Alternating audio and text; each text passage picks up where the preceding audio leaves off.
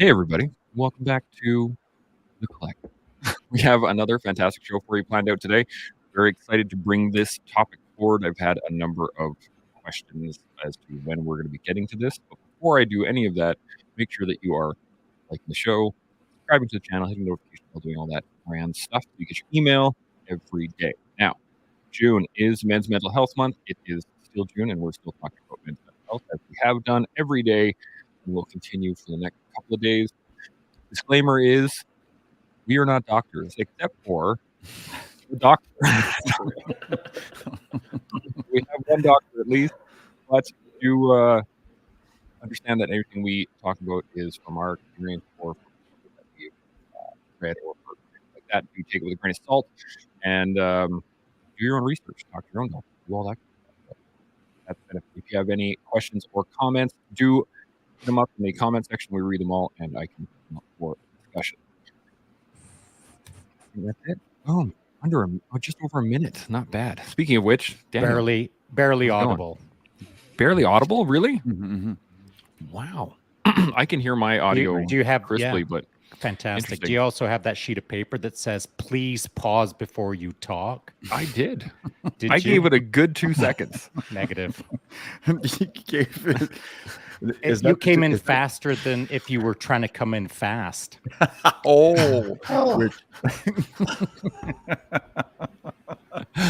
And that's how we're going to start the show. I like it. You already started it. Buddy. I like it. I did, yeah. Well, so today we are going to be talking about sexual dysfunction and pornography / I imagine we're probably going to get into some of the abuse functions of it and so on and so forth. Oh, look at that. Salty Jinx. We heard you fine. So maybe it's not me. Sure. It's always me. It's all good. 100%. Telling yourself always me. Tanya says this conversation is going to be all that's what she said, he said. Can't wait to see how this goes without swearing. I kind of have a feeling we're going to be and yeah, here we go.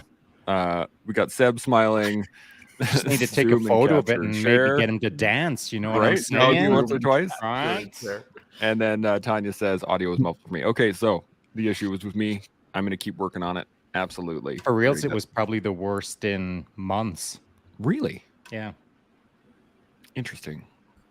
I hope that puts an exclamation mark on the fact that you might insert a delay. Okay. We won't get into it by any means, but let's get into the conversation first off. Now, I asked Doc Carlos about this yesterday, and he was like, I could do some research. So I figured let's start with Doc and get a general definition of sexual dysfunction in terms of men and mental health, that kind of stuff, if you got one. Doc? Yeah, and I teach a lecture on it. So just FYI, I do teach a lecture on sexual dysfunctions for male and females, but it's not a whole course on it. But just some statistics that I did find, it was about 50% of men between 40 and 70 will suffer some form of sexual dysfunction.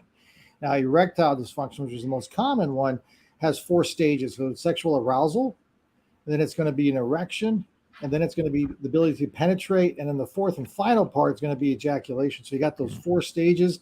Somebody can have all 4. Somebody can have just one of those 4. It just depends on the situation. So sexual arousal can be an issue. Low libido, that could be affected. The population under 40, it goes a range of, I think it was 20 to 30 is about 8%. And then between 30 to 40 goes up to about 11%. Now, Chance, you asked about a particular niche, which was a PTSD, the group there. And that was a good question because I know you said you had some people asking you about it. So I looked that up. And PTSD, kind of startling, actually. I was surprised it was so high. It was 80% of military combat veterans with PTSD would have some form of sexual dysfunction. Now, what I didn't get was the duration of it. That's the only thing. I don't know how long it is. Does it last for a year or two? Is it only certain times?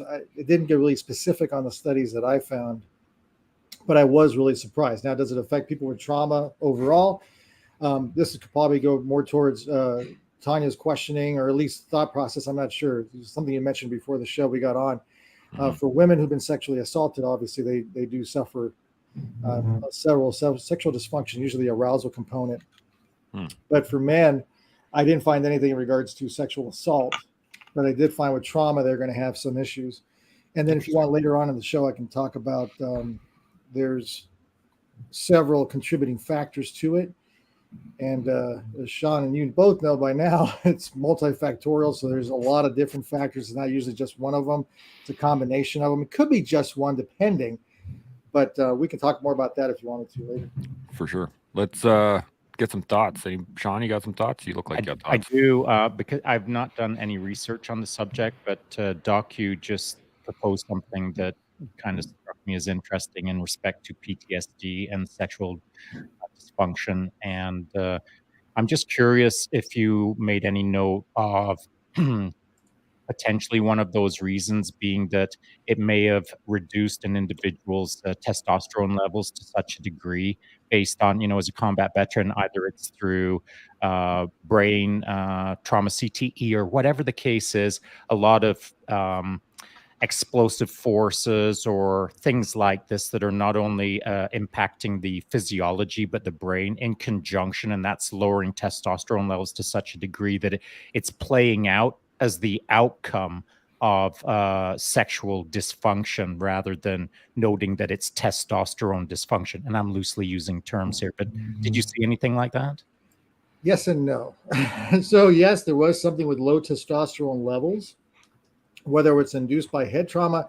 I didn't see that, but what I did notice with the PTSD and the combat veterans, there's a sympathetic and parasympathetic nervous system. The parasympathetic nervous system hits the brake. It calms us down. The sympathetic system, everybody here probably knows it as fight or flight, right? It gets you activated. That actually inhibits penile erection, because when you're in the fight or flight, it's not the time to have an erection. You got things to do. So if you're in combat, it's just like, really uncomfortable situation. So you got to move along. But the parasympathetic system is actually when it does increase dilation. So what was interesting when you read the PTSD from combat veterans, obviously when something gets triggered, the sympathetic nervous system kicks in. It becomes hypervigilant, and there's a dysfunctional reaction to it. And then that is what all of a sudden can contribute to the erectile dysfunction, because you have the sympathetic nervous system kicking in, and it impedes certain neurotransmitters, acetylcholine, and I think it was nitrous oxide, from actually being released. And then you don't have those two transmitters. I'm getting too much into the weeds, but acetylcholine and nitrous oxide especially will cause dilation, blood dilation, which causes the penile erection. So when those are not present, obviously you don't have one. So that was the contribution. The testosterone levels obviously were lower, and then it gets much more complicated in regards to the hormonal responses in the endocrine system. So, but another point to the testosterone, there's some things called the endocrine disruptors, which I can expand on later if you want. And those things can interfere with our hormones and how they operate properly. And testosterone is part of that. So it could be exposure to environmental toxins, alcohol, things of that nature that can interfere with endocrine production. Well, I can't talk, but that's something like that. Yeah, that's so as you were saying all of that, here's what I modeled in my mind is I don't want to say a standard issue veteran. I'm going to subcategorize it into a segment of veterans that are suffering from some sort of mental health issue. And because of that, they're whether it's low energy or it's some form of depressed state, we'll call it. Now they're not eating right because they don't have the energy. Like, it's all fast food. They're not cooking for themselves. And so the endocrine disruptors are coming from the fast food as an example. They're not eating healthily, like acetylcholine. They're not eating, 3 eggs in the morning or what have you. They're looking for a fast food solution, or the bowl of Count Chocula because it's easy to make. So they're not getting their acetylcholine. They're not getting any nitrous from beets or anything like that because they don't serve that at McDonald's. And so when you take kind of a standard issue, a guy starts slipping backwards to some degree, we'll call it either due to trauma or what have you. Their food, their way of life, a lot of these things play into, we'll call it PTSD related, non-good choices, how to run your program. And they all multifactorially build into this problem that is truly multifactorial. But each factor drives a guy further and further and further into the problem, unless someone makes them aware that, listen, you got to sleep, you got to eat, you got to hydrate. And by eat, not fast food, you got to eat 3 eggs in the morning, blah, blah, blah. So I think there's a lot of things that you said there that can be tied into a simple model of how to do things better rather than what I see happening out there right now. Seb or Chris, you got any thoughts? Yeah, this is a great point that Shaun is making here, because all of those factors have the propensity to feed into performance anxiety as well. So if you have a totality of things that are being, added on top of each other, and you're unable to decipher exactly where the problem is coming from, even if the problem is multifaceted, it still creates the same issue, which becomes now performance anxiety. So now you may have a completely different set of problems as a result of the things that you don't necessarily cannot put your finger on, so it essentially compounds the issue, which makes it very difficult. 100%. Chris, you got any thoughts? Yeah, I think what the doctor said in regards to parasympathetic versus sympathetic nervous system, like, I don't know about you guys, but like my whole career was performance based. Like if I wasn't performing well, there's a lot of pressure there. Well, and the kind of guys that we are, like, we want to be excellent in everything, right? And so I found, like, particularly when I got home from long trips or whatever, there was this pressure to perform in the bedroom, right? And then that engages that stress, which your body can't tell if you're getting chased by a saber-toothed tiger or if you're just like nervous about hanging out with your wife, right? Mm-hmm. And so, those were the times. And then coming home from a deployment, you were living off of rippets and nicotine and caffeine the whole time, that's the parasympathetic, sympathetic. That makes a lot of sense. So, what's the solution? Just don't be stressed out. Man, just chill. It's all good. So what Chris had just said there is, you're returning home as a survival machine that's required to perform. But as you're getting home, walking through the front door, the other person on the other side of that door is an anticipatory machine that hasn't been surviving. They're just looking forward to what's about to go down. And I think, and when I said eat 3 eggs in the morning for your acetylcholine, maybe it's 2 eggs, maybe it's 4 eggs. But here's the really important thing that I should have stated immediately after that to Seb's point, performance anxiety. What happens if you're a survival machine, just getting back to open your door for the first time, and you think to yourself, holy moly, I haven't had 3 eggs this morning. Now what? Each thing that we layer on top of ourselves as mandatory things that we have to do in order to XYZ, we can set ourselves up for failure mentally before we even grab that doorknob to enter into the house. So when I said 3 eggs, it's a proxy for just set up your day to be awesome irrespective of performing in the bedroom. Just become more awesome, and the outcome is, the outcome. Now we have a couple of comments here. Any other thoughts before we move forward on that? Good. Okay. So Salty, that kind of explains why they were handing out Viagra like Skittles, even if we didn't have issues, which kind of makes sense. Tanya kicks in. The accelerator versus brake sexual system concept is mentioned in a book by Dr. Nagoski. Dr. Nagoski? There is a difference in the balance of spontaneous versus responsive arousal. Sure there is. Interesting. I'll have to look that up. I didn't know that. She does have a question here, though. Curious if Dr. Carlos came across literature, RE, the paradoxical nature of arousal/orgasm. Climax is sympathetic, but you got to be relaxed to get the show going first, if I recall correctly. Yeah, I got a great audience. I have to say that. Very on top of it. I haven't found too much about it. There is a paradox, as she mentions, between the sympathetic and the parasympathetic nervous system. I don't know if there's anything conclusive in regards to the sympathetic nervous system being involved in the orgasm. We know there's a dampening of the sympathetic nervous system, and obviously the increase of the parasympathetic nervous system during arousal. Like she says, you have to be relaxed. So you're going to have things like oxytocin being released, dopamine is going to be released. But then when you actually have that final moment, the ejaculation component, it makes sense that would be the sympathetic, but I'm not, again, I don't know. The somatic, what I think what she's referring to is the somatic innervation, so the nerves that are connected to those muscles and being released in firing. I'm assuming that makes sense because you need the sympathetic nervous system to usually do that, to be able to fire those. And acetylcholine is usually going to be responsible for that. So my guess, Tanya, is probably that it's going to be there, that the climax is sympathetic. Now, there are some variants between males and females, though. But it's a mental health month for men, so. Yeah. So we'll get into that another day. That's a different podcast. Yeah, but that also helps them, though. You know, that's self-serving true. in a way. There you go. So then the next question, then I got this statement from a friend through another friend, but they were saying that the husband just came say back. it's from you, Chance. It could be from me too. Sure, I'm going That's off essentially of an what he did. anecdotal story. I've got a friend. Okay, I got a friend who's got a problem. Just saying. No, who got back from deployment, and the sex drive just like was zero. Mm-hmm. And the right beforehand, they'd been sexually active quite regularly, no issues in the bedroom, and then directly after the deployment, everything changed.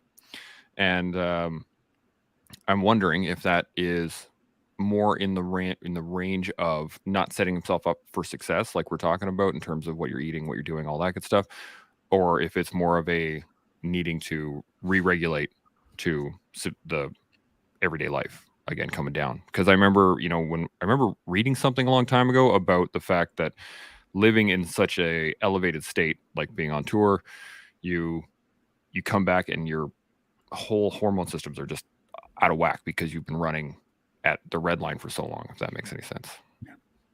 Any thoughts on that, Doc? Oh, you're to me. Multifactorially, I'm going to go back with that, and Sean's got a point. It's going to be a lot of factors involved there. So the individual, whoever the individual is, could have experienced PTSD, and then we have that situation. They could have actually exacerbated it by the diet, as Shaun had mentioned. It could be psychological, as Seb had mentioned. All the above doesn't have to be. The way I always put it when it comes to these multi-factors, it's like a pie. Knowing which one contributes the biggest slice of that pie is difficult to assess sometimes. But you can kind of narrow it down. So for him, that individual could be PTSD. It could be the psychological component of performing, the stress. Sometimes just getting the arousal state and kicking in excitement can be an issue for the individual, or a subset's performance is going to be an issue. I'm trying to think. Alcohol could be another issue. There's a lot of factors there that can contribute to this, because alcohol, 1 or 2 drinks, could be helpful because it can kick in the parasympathetic. You start pushing 4 or 5, you're done. So, who knows? Smoking is going to be another issue if this individual smokes. I didn't find much on marijuana, because everybody always asks, what about marijuana? So I don't know. I didn't see much of it at all there. There was a little minor association, so I didn't see much. But smoking, definitely an association, again, with erectile dysfunction. But the other factor, too, Chance, is going to be age. So it depends on your buddy. We didn't talk about it, but 50%. Now, 50% is it's way too basic, because you have a lot of things that happen after 40 and 50. A lot of times it can't, to the majority of the population. It could be obesity issues, heart conditions, diabetes, which is really prevalent. That's going to be another major contributing factor. Obviously, I don't think he was exposed to DDT. We know that was the case in Vietnam, but that was a big factor in the days of the pesticides. That was another issue too. Now I'm kind of going a little too far off, but so it's kind of hard to answer that, Chance, in the sense of what it could be. I think it could be all sorts of those things combined that could have caused it. But it could be simply, like Seb mentioned, it just could be a performance issue. He's stressed out because of coming back, whatever he saw over there. And that's another component. I'll take it if you really want a little bit more personal, because I remember one of the individuals that I knew a while back encountered I got to make sure how I phrase this for YouTube, but it went into a room and a female was mutilated, and it was really difficult from him at that point on to see another female in a different capacity till he got that through his head. So I don't know how common that really is. That's up to you, gentlemen. You would know more than I would, but that was something that I hadn't heard of before. Any thoughts? I'm curious, Doc. There's a few things. First of all, it could also be physiological, right? Like just exhaustion and all those things contributing factors for the person to kind of come back and give themselves or cut themselves a little bit of slack in returning and setting up a new baseline and reacquainting themselves with the connection rather than the physical connection necessarily, right? And so I think that if and I you're away, you're having these conversations as the deployment comes to an end, and you're having increasing conversations regarding, say, sexual performance or what you're going to do and all the promises that you make, or that or whatever the case may be, and that comes from both the wife or the spouse and yourself, and now you're building this entire sort of set of expectations, and now you land, and not only do you have to adjust and you're maladjusted, it's going to take you some time to get back into a regular routine and get back to life as it were.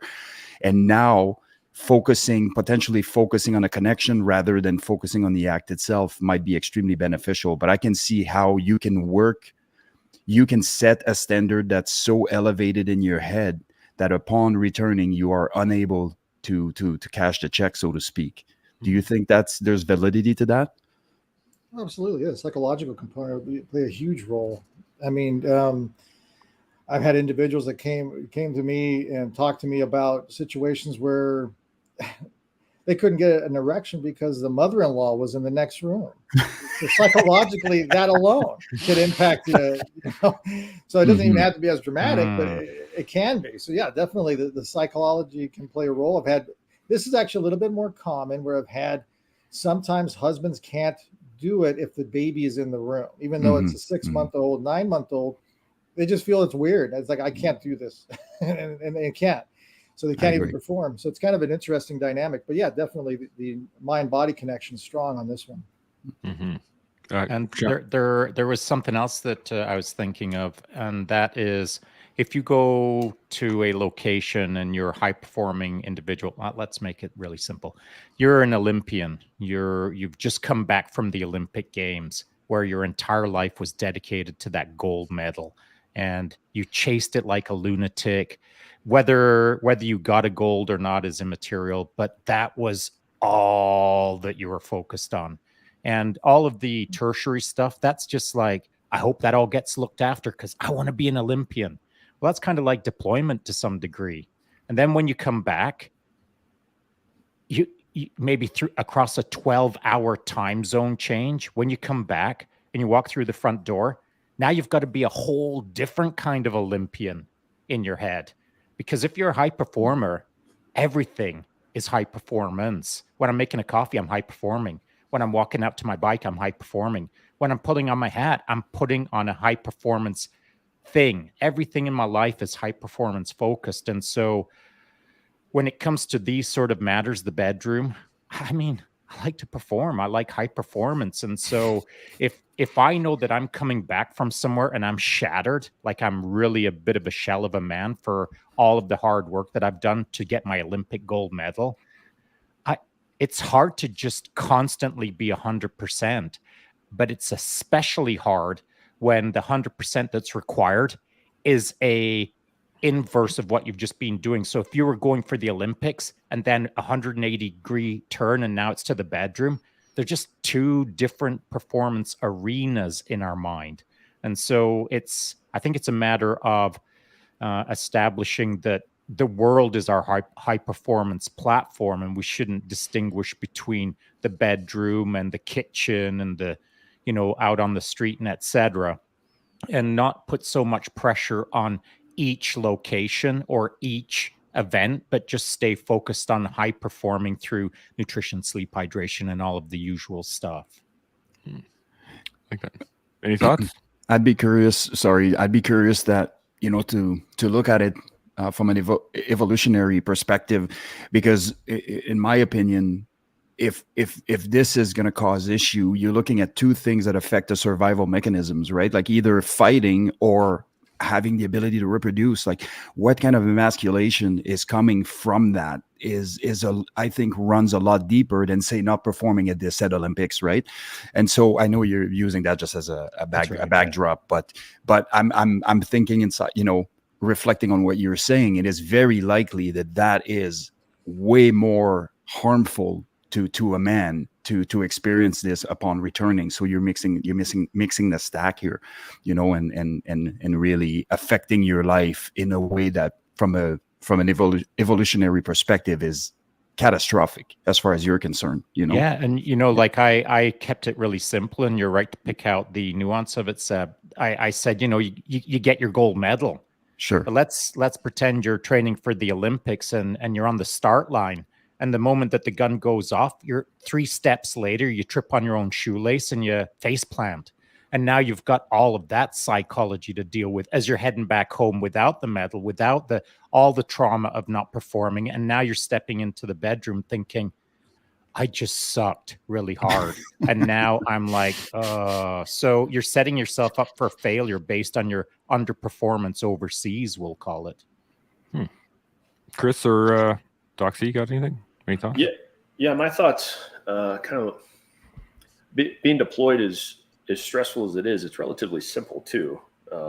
That there's been many times since coming home from Afghanistan that I was like, man, I just wish I could go back. And I was fortunate enough, none of my guys got hurt. None of my guys got injured, really. I didn't have to deal with any of that being a medic on my team. But it was more like what was required of me was incredibly simple. I had to eat, sleep, lift weights, and be prepared to be violent.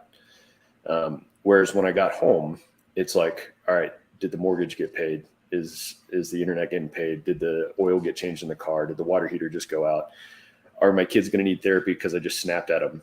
You know what I mean? And so it's, again, as stressful as deploying was, it was incredibly simple because it required very little of me. Whereas being home, even now, 2 years separated from that deployment, it's like I'm still stressed out because of all that stuff I just said. So yeah, that's been my experiences. Like while I was overseas, it would have been easy if they flew my wife out for a week. It would have been easy to perform because I was ready to rock, and we were essentially living in a frat house, just testosterone through the roof, right? But it was when I got home, those other stressors, even though they're incredibly small, they just layered on top of them and made things difficult. No doubt. Yeah. Thanks, Chris. By listing off those minor things, I immediately start thinking, oh yeah, tomorrow's garbage day. I've got to take out the garbage. And all of the stupid little stuff in the day-to-day non-deployment life, or all of the minor things that don't matter for really anything, but they just stack up as chores. The chores that never go away. Whereas when you're on task, like when you're doing a hard job, the task is simple. You understand the mission. You understand your resources, and you know that you can execute against it, and you just start executing. But back here in, we'll call it a standard issue lifestyle without those kind of tasks in front of us, it's the white noise of constant chores. And I'm not complaining. I'm not whining. I'm just stating that these are things that constantly are in front of us, and they're so unimportant, but they have to get done. And it just kind of wears you away a little bit. So yeah, I agree. Yeah. I really like the thought process there when you're overseas, that you really do only have 3 things, right? You gotta breathe, basically, you gotta eat, and you gotta be ready to fight. And there's lots to it, obviously, but the additives of everything else it's crazy. There's a ton of stuff that we do kind of autonomously before you go on deployment, but when you come back and all those autonomous things start to stack up, man, it can knock you over pretty fast. Any thoughts on that? I was thinking that this might be a good spot to step into the pornography realm, because when you're on deployment, there's a lot of pornography around. Surprise, surprise. It's disappointing if there isn't any, right? It's everywhere. So, and I do want to get into this in the fact that, like, when you're having other mental health struggles, that's an easy dopamine hit. Sure. Right. And so it can very easily lead into an addiction and lead into other bad issues, obviously, and alcoholism and all these things. But Doc C, do you want to give us a little blurb on pornography addiction, that kind of stuff? Sure. I don't know. Do you want me to tackle Tanya's question before or no? Tanya, yeah, I can hit that actually right now. Yeah, by all means, let's do that. I like I it. never see any of the questions. How do you guys see all this stuff? He's I got see nothing. he's got the YouTube up in a separate channel, so you can see the comments on there right now. Tanya says, at Dr. C, does PTSD cause the amygdala to be overactive, and then veterans react to normal stresses as if they're life or death, but with no SOP on how to deal with your kid crying at Walmart? That's a very good question. Yes, it does. You're right. The amygdala is the threat center, at least one of the main components of the threat center. So it gets hyperactive or overactive, as she puts it. But this goes back to the conversation we had last week, where you have the communication between the prefrontal cortex, the front part of your brain, and the amygdala. And the prefrontal cortex is where you do your emotional reasoning. And this is where I've seen soft guys really have an incredible advantage in regards to that during combat. But when you have a threat, it kicks the message over. And this is in milliseconds. This isn't like it's happening at this rate that I'm talking. Sends it over to the prefrontal cortex. The cortex starts processing what's going on. The more experience you have, the faster you can process things, the more aware you become of it. So for PTSD, again, every psychiatric disorder is on a continuum. So for PTSD, it could activate the amygdala, and a threat could be anything. We talked about this. It could be a psychological threat, apprehension, just wondering about something happening. It could be a kid crying in the Walmart. It could be somebody around the corner with an AK. Who knows? Whatever it is, it can activate the amygdala.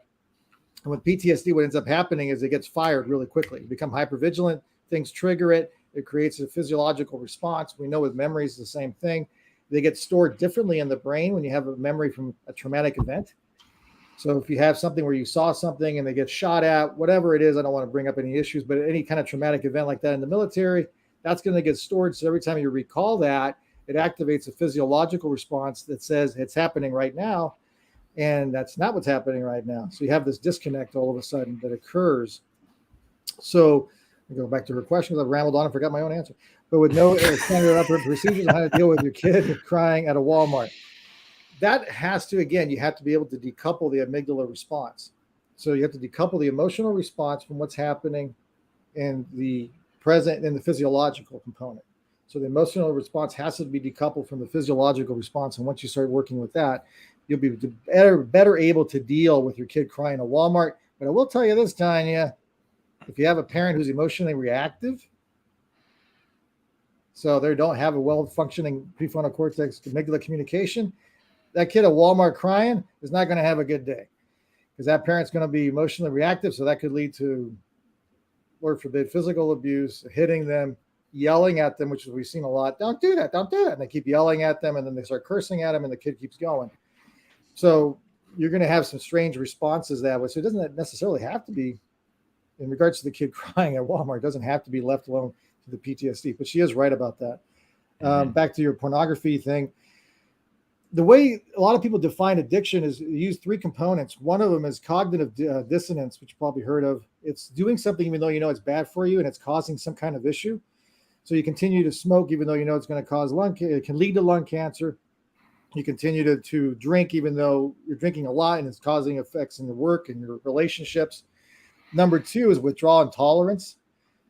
Do you develop a tolerance to it? You need more of it. So do you need more pornography? Is pornography getting in the way to your work? That's the first one. Does it develop a tolerance where you need more intense pornography? And I'll go a little dark on you in a little bit. And then also withdrawal. Are you having a withdrawal where you can't stop thinking about it? And then craving it is the third step, which you actually need it. You need to have it. Everything triggers you. Everything you see. You know how we grew up. So it was a Sears catalog. You know what I'm talking about. That could get triggered. You know, that, and just, you know, that's not a pornography, but anything like that can automatically send you into that realm where you have to have it all of a sudden, just seeing it. To the dark side of it, as I was mentioning, because that's what I teach a lot is criminal psych. A lot of individuals that become serial rapists will tend to continue to take that deeper and deeper. So just watching pornography leads into more violent pornography, and then it moves on. Eventually they wonder, how is this in real life? But those are for Criminal Mind fans out there. And Doc, I got a question for you. Do you feel it'd be reasonable to say that if you have survived the ultimate human experience, which is combat, and the associated dopamine hits that you are getting from that, which is going to be unmatched with anything else you'll do in your life, but also the trough associated with those dopamine hits. And so this predisposes a vast majority of people to seek dopamine hits as they're coming back from engaging in those activities. And some of those are, of course, all the coping mechanisms that Shaun was talking about earlier: alcohol, drugs, whatever, but also pornography is being one of them. And would you say that sort of those behaviors are generally correlated to having to seek or to feed the reward system, so to speak, as they're coming back from a deployment? Try to fill that gap. Yeah, I'm trying to fill the gap with that question. That's a complicated one. So you're saying they're trying to maintain the dopamine hit by consuming pornography here? Yes, exactly. So basically, I just been through a 9-month period where dopamine hits and troughs were incredibly powerful, and now I'm coming back in regular life, and I need something. Withdrawal essentially of dopamine. Yeah, I can definitely see that. I could also see tolerance developing too, just because of the nature of it. I don't know how it operates out there in an operation world. I don't know what it's like, if you got private rooms, if you don't care who's around. I don't know how that's functioning. But there's blue rockets, and that's about it. Right. But that's going to have an impact. So I could also see it. I can't remember if it was Chris. Somebody mentioned it in regards to Chris. Like, what did I say? To relaxing and getting a dopamine hit to kind of take off the edge. I guess I'm going to paraphrase it for now. That could be something that could also lead to needing it more here. If I'm thinking you're saying, if you're alluding to the fact that it could increase the possibility of addiction, it's possible depending on what kind of life they're returning to. If they come home, like I know several soldiers, and you probably know them as well, that have come home and their wife has cheated on them. That's going to be a whole different ballgame. That's going to start creating an issue there that could lead them to pornography as well, aside from alcoholism and other things too. Any other thoughts, Shaun? Or yeah, the unrealistic expectation that pornography sets. So I can think of when I was bouncing around, and it was not uncommon, and mostly it was like Playboy, tear out a page of Playboy, duct tape it on the inside of your armored fighting vehicle right next to your turret. And, that's kind of what guys did at the, back in the day. And so it wasn't like all up in your face. Everyone's waving the pornography flag, but there was pornography around. And so those images of, we'll call them not perfect, but the idealized female body representation, and then coming home, and the delta between the perfect version of the species versus the less than perfect version in someone's mind. Now, those are really crude, harsh terms to make the point that if you're idealizing something out for 6, 8, 9 months, and then you come home and it's not matching your perfect expectations of the idealized species, then that's got to be difficult. Is there anything out there that you've bumped into, Doc, like that? In regards to finding somebody who's ideal and somebody looking at setting your idealized version of the female species or the female of the species, and then getting home and it's not meeting that idealized version. Absolutely. That's one of the issues with pornography, is you start putting a lot of unrealistic expectations in the sexual relationship. Not only physically, obviously that's going to be one of the main parts of it, because who you're looking at, especially in Playboy, right? They're going to have all that, what do they call it? Photoshopping as well. And lighting and all that. Airbrushing. Thank you. Yeah. All that stuff. So that's going to definitely be a contributing factor. It could even lead to erectile dysfunction again, just because you're not as aroused, because now you have this really high standard, like you mentioned. And it kind of almost, I was going to tie it to Tanya's comment about sex addiction and avoiding complications of emotional Don't intimacy. read anything that Tanya says. She'll lead you down the garden path. I'm in the hot seat. Yeah. Well, paraphilia. We're going to get that later. Yeah. But she talks about people using pornography just as an emotional to get away from emotional intimacy, which is actually more commonly seen, I think, In some cases, you'll see a lot with what do they call them now? Sex workers. You see a lot of individuals who use sex workers because they don't want the emotional intimacy, except for the movie with Richard Gere and Julia Roberts. But besides that, so KH says, in my experience, yes, Tanya. So yeah, that you can use it for that. That's going to be another thing too. If, for instance, back to Shaun's comment, if the relationship is starting to get more serious and the person doesn't want it to get more serious, they don't want intimacy involved, they may go to pornography to do that. Also, if the partner, this is another one, could be a great conversation too, Chance, is differences in level of sexual arousal and sexual desire. Sometimes some people may want it 3 times a week, sometimes want it once a month, depending on how they want it. Some women only want missionary, some guys only want missionary. That's going to be it. So if it isn't matching what they're seeing, and so Playboy's different because you don't have that aspect of it, but other pornography that's more explicit, you're going to get into that situation. Why don't you want to do this? Why don't you want to do that? And then all of a sudden they realize it's not compatible. Then they start pulling away too. Hopefully that answered your question, Shaun. Yeah, that was great. Thank you. And we also haven't spoken about the unreasonable expectations that it puts on us as performers. You know, you're watching this, it's taken in 28 takes, but somehow it's all edited together. And now you're like, okay, I'm going to put some popsicle sticks here. And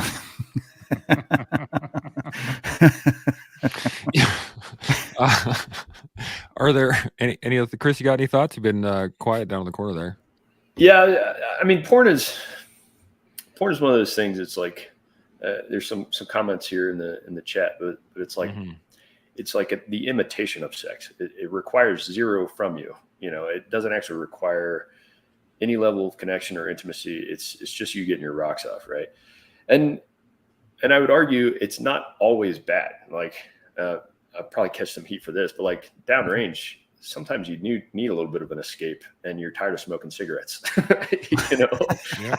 And we all know that cigarettes impact your oxygen uptake rate. So, exactly, you know. Exactly. But what I have found is like the periods in my life when I engaged heavily in porn, it was typically because I was so bored with my own life.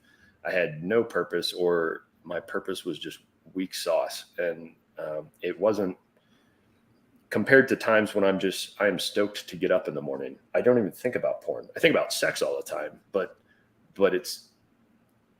sex is different in that I want the things I engage with in life to require something of me, to include my relationships, to include the working out in the gym.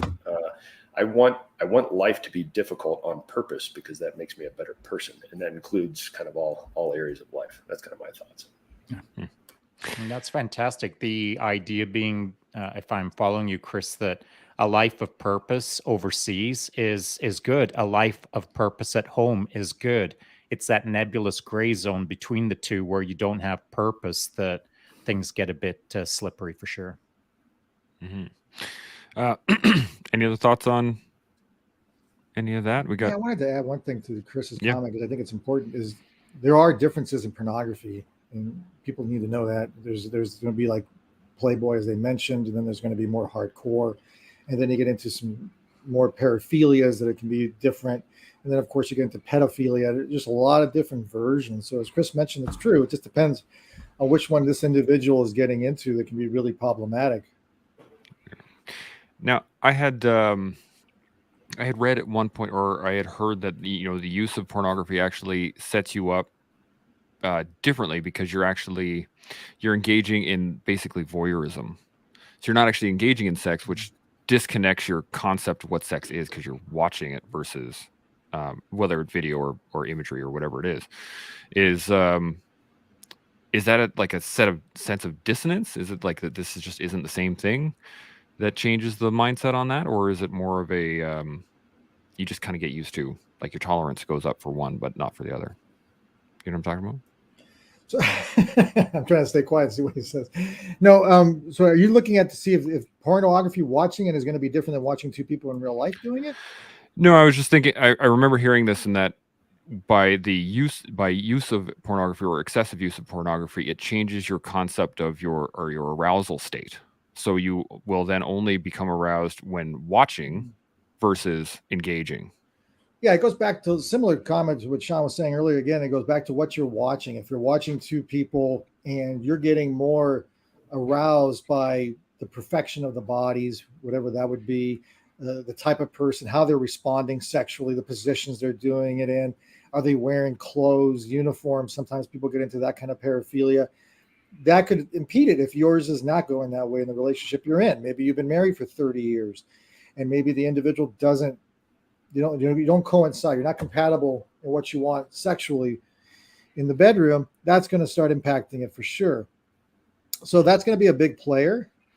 And I know some therapists, again, all therapists don't agree on it, and it's a debated issue, but there are some sex therapists who will say you can watch certain pornographies with your wife or your girlfriend and see if they can get in with you, so they can do some of that. So some role playing sometimes can be helpful, because I don't want to leave the show without any treatments either for this, but that's one of them too, is, role playing. If the partner wants to do that, get them involved.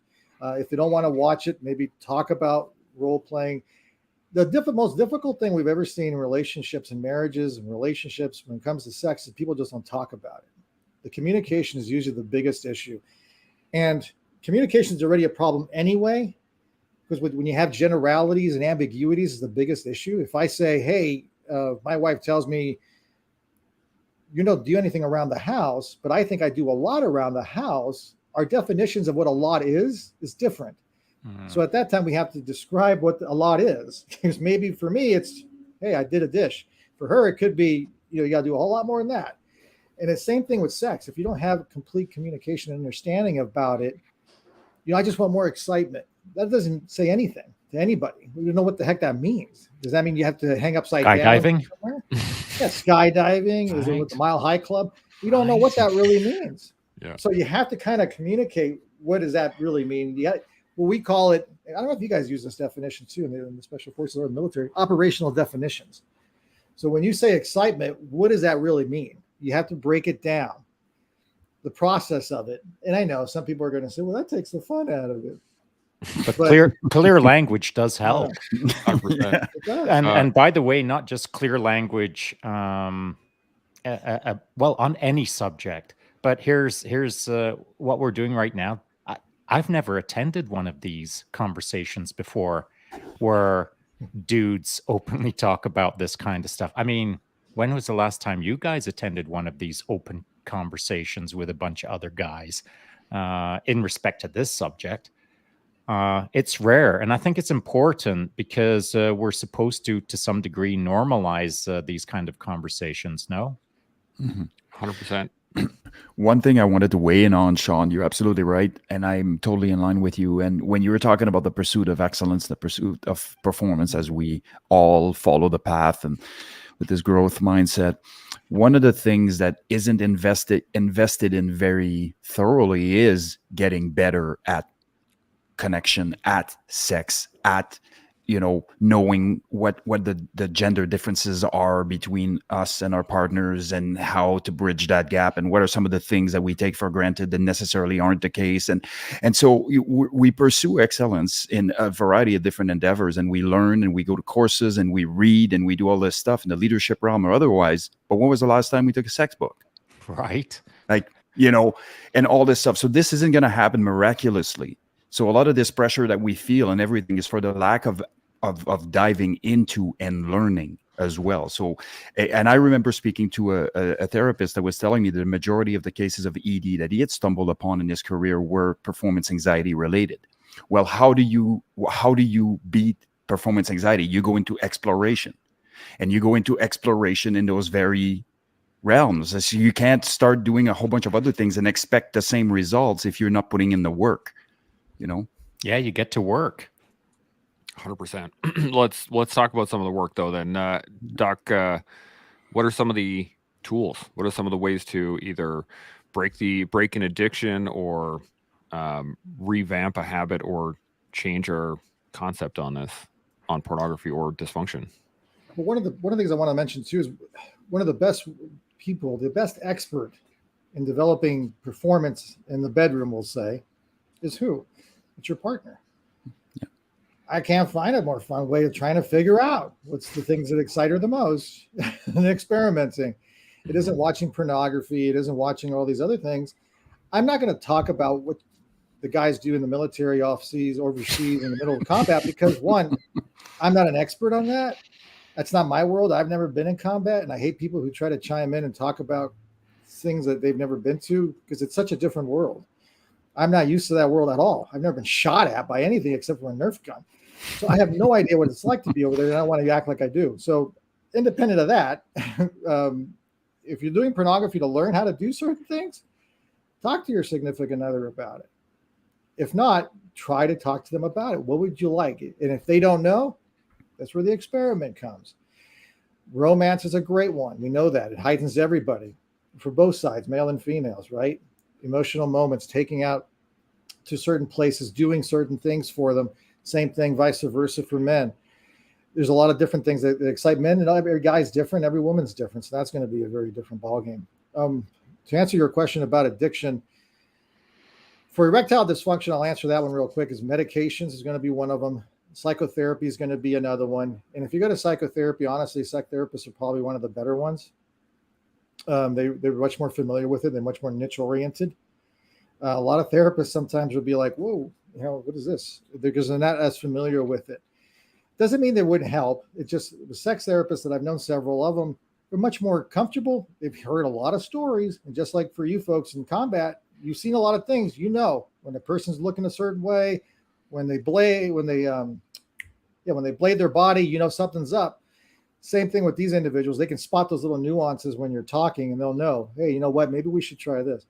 So that's my recommendation for that. Medications can help if it's a physiological issue, something a little bit beyond the psychological realm. So obviously you're going to have, as I forgot who it was that was mentioning it earlier, I think it was Salty, about the Skittles.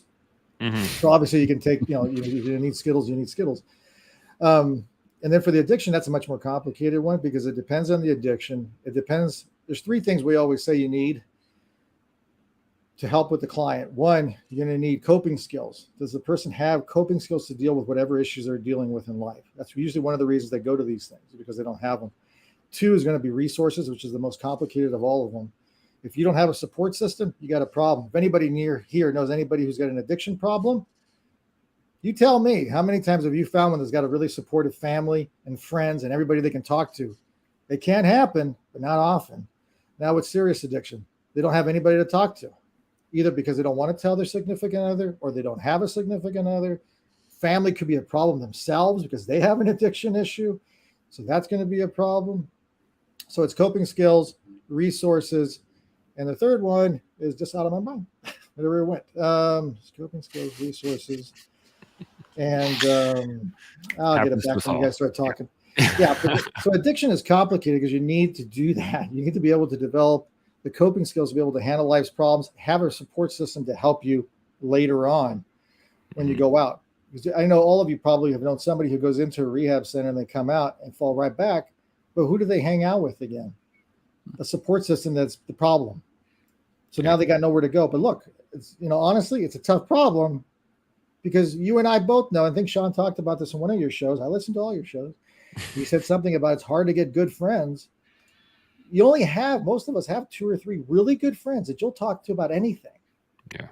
You'll tell them about your weaknesses and your strengths and things of that. Well, strengths are easy, but weaknesses to these individuals that you wouldn't even share with your parents, maybe your wife, your girlfriend. And a lot of these individuals with addiction have a big problem. A big problem with that because they don't have anybody to share it with. I rambled on for a lot, but there you go. Yep, that makes a lot of sense there. Any thoughts on well, that? I was just going to say for the support systems, a lot of the times, and having lived with this with my youngest sister, myself, they have burned those bridges, and that's a consistent theme with severe addiction, where there has been years and years and years of broken promises of various kinds that lead into sometimes even the most well-intended family to disconnect. Mm-hmm. Very true. Chris or Shaun, you got any thoughts? No? Okay. We got, I think KH hit this right. Accountability is the third. Is that correct? It wasn't for me. It was just my own 3. Okay. So don't give me not quote or copyright anyway. That's a good one. I think accountability is key, though. I mean, anytime in your, those people that are dealing with addiction and they do burn bridges, accountability is key, right? You have to be able to hold people accountable. Otherwise, they're going to keep burning bridges, or they're going to keep fusing the. You're going to become an enabler rather than a helper, and sometimes you got to set up boundaries, and you got to hold those boundaries, and that is it's challenging, but it's there. Tanya has a comment here. She says, I have heard couples who aren't comfortable speaking about sex will happily text each other an AAR and other discussions. Perhaps communication doesn't have to be face-to-face at first. I'd like that idea actually quite a bit. I think that communication in any degree is more communication is a good thing. It doesn't really matter how you do it. Any thoughts on that? Okay.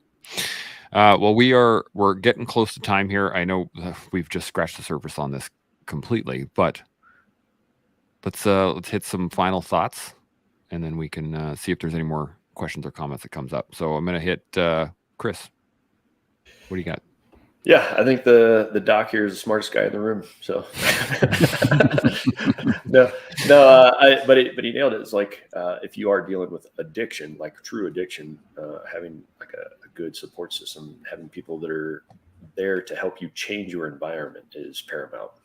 So if you're facing addiction, change your environment with the people that actually care about you. 100%. Seb?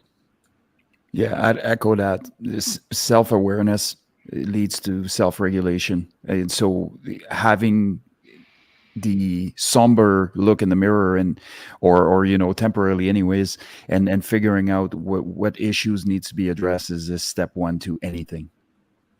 100%. Doxy? Another thing, to answer Tanya's point, yes, she's right about that. Some people have issues with that, so they can text better. In today's world, sometimes they'll write letters. Some people like to write letters instead to each other, like we used to do years ago. But the other comment too I want to make is that a lot of these dysfunctions with sexual dysfunction can be treated. So there's a lot of hope for those individuals out there. There's a lot of hope for the individuals who are suffering from PTSD and stress and things of that nature. The other component just to think about for another show, possibly. Oh, actually, no, you won't do that. But religion can play a role for pornography too, and it causes a lot of stress, and that can be a big problem for the individuals. Mm-hmm. So that's something I did realize that was another issue for some people, because it led to erectile dysfunctions in actual relationships, but not during the pornography. It was a really bizarre thing. I remember talking to an operator down in, I won't mention the country, but he was in a particular country, and it was interesting to them because they had a lot of these individuals that were terrorists that would rationalize pornography. And they would say it was infidels were doing it, so it didn't matter to them.